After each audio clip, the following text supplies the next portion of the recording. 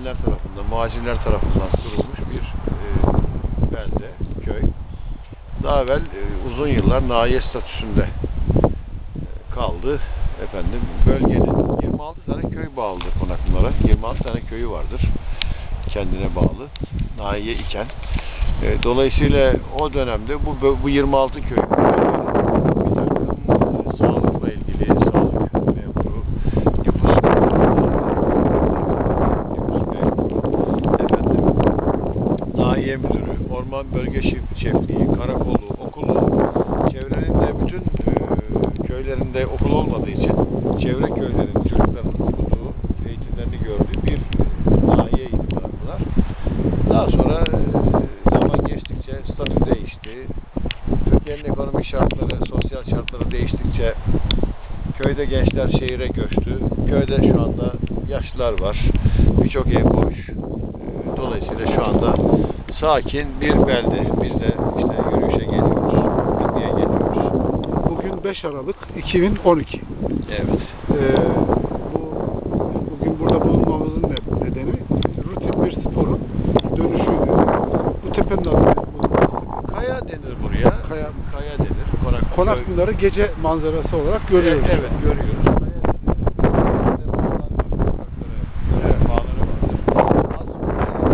Balıkbaşı denir. Buraya kaya denir. İşte zamanla buraya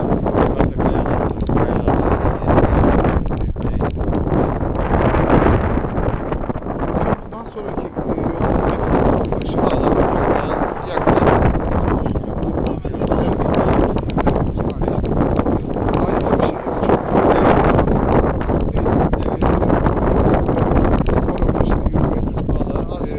ormanda yürümek.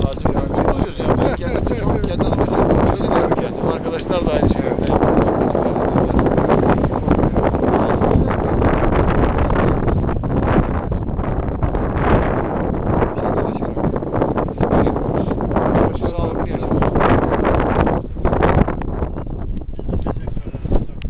Recep Bey, size diyorum bu mevzuda netice itibariyle yıllardır İlyas Bey'in Konakpınar Dağ Keçileri grubunda hem yardımcı, spor yardımcısısınız. Evet.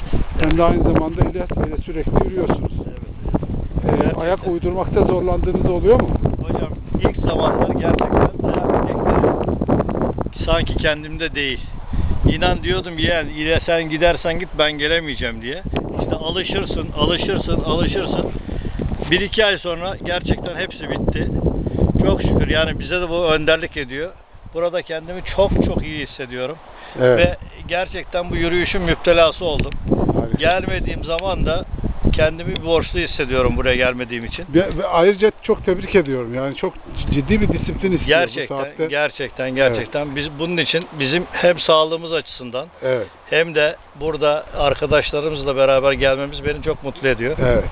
Hocam çok teşekkür ederim. Kış yani netice itibariyle. Rüzgar... Gerçekten bizim için buraya ulaşım olduktan sonra hiç sorun değil. Evet. İleriki mesela çekimlerde karda da burada aynı karda geliyoruz çekimleri hocam, tekrar ederiz. Bizim için en tehlikeli olan burada yağmur yağması değil, yağmurlu şimşekli havalarda gelmemeyi tercih ediyoruz. Evet. Yani bu ormanlık bölge olduğu için işte yıldırım düşebilir düşüncesiyle pek gelmeyi uygun görmüyoruz. Ama onun haricinde kar, fırtına bizim için hiç önemli değil. Evet. Yeter ki sağlığımız yerinde olsun. Efendim sizi de kutluyorum. Teşekkür ederiz hocam. İyi çalışmalar sağ diliyorum. Hocam siz de görüşlerinizi bir katın. Evet, ben bu çekimi gerçekleştiren İbrahim Demirci, gruba en son katılan, en yeni üyesiyim. Çok mutluyum beraber olmaktan, arkadaşlarımla beraber. İnşallah ileride kar zemininde de, açık havalarda da benzeri çekimler yaptığımızda bulunduğumuz ortamın spor için hangi boyutta olduğunu görmemiz mümkün olacak